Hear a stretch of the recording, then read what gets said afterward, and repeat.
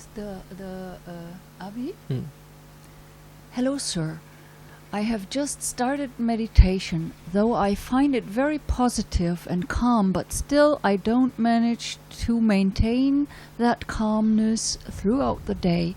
Sir, in the sleep, I am having dreams related to my past life, and when I woke up the next morning, I used to think a lot about my past life.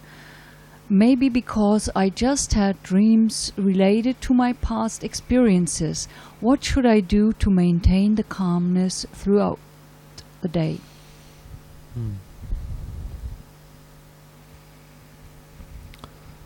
Well, as the kids in the hall said, the only way to be happy is to know you can't be happy all the time.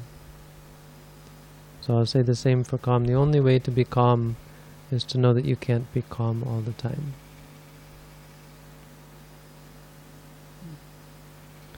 It's impermanent. What you're seeing is one of the important realities of life that we as human beings fail to appreciate, fail to accept.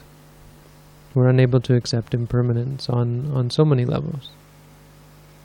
We strive always for stability, for continuity. You know? How much of our lives is spent trying to ward off change, trying to ward off loss. Right? What you're talking about is just an extension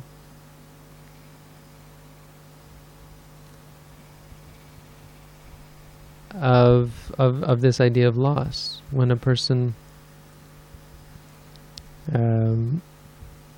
clings to their possessions, you cling to your house or your car, and then your car gets stolen or your house burns down. We guard so much against loss. So really what you're saying is not categorically different. And this is something important to realize. This fear or this aversion to losing even a state of calm, this is an attachment. This is an inability to accept the reality of the situation. And that's partiality. And so in that sense, that's what's stopping you from being calm. If you want to be truly at peace, let's put aside the word calm because it brings up connotations of a feeling. And as I said, that's only one type of equanimity. But if you accept, and this is actually goes to the charge that people level on us, that we're just going to become, equanimous zombies, right? We'll just be calm all the time and like stoners or something. But that's really not the case. That you actually are able to experience a whole spectrum of mind states and of experiences. Now, you can't experience, an enlightened person can't experience anger or greed. So if you really like those ones, you're in for trouble.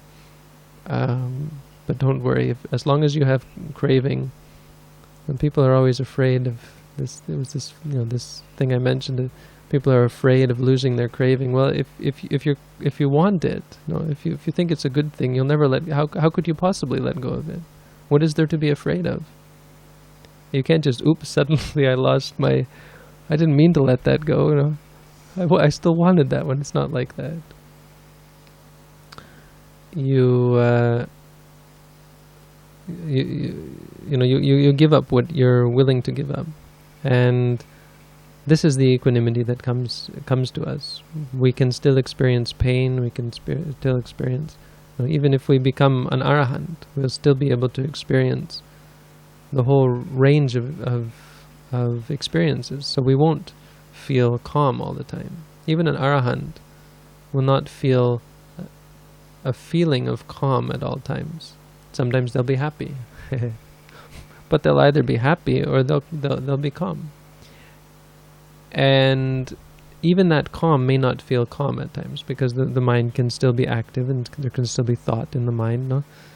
So it may not be perceived as a state of calm, but it will be a state of equanimity, and the feeling will be one of equanimity. But what is important is not the state of calm that you experience. What's important is your staying calm even when the calm disappears. Can you do that?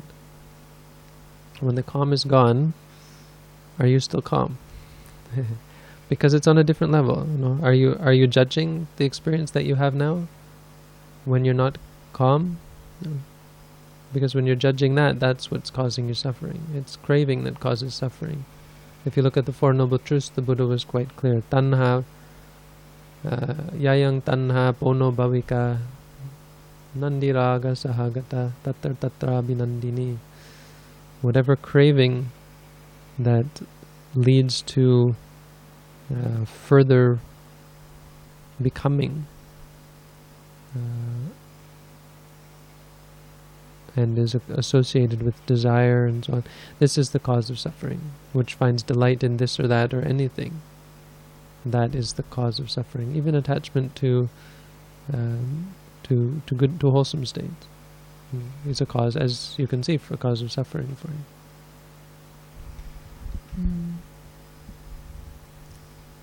I would like to say something about the dreams. Yes, good. Thank you. You said you're having dreams related to your past life and so on. Don't take that so serious. It's nothing important. It's just, it may be a dream about a past life. It may be a dream about experiences of the day. That doesn't really matter. We had that earlier. It's past and gone.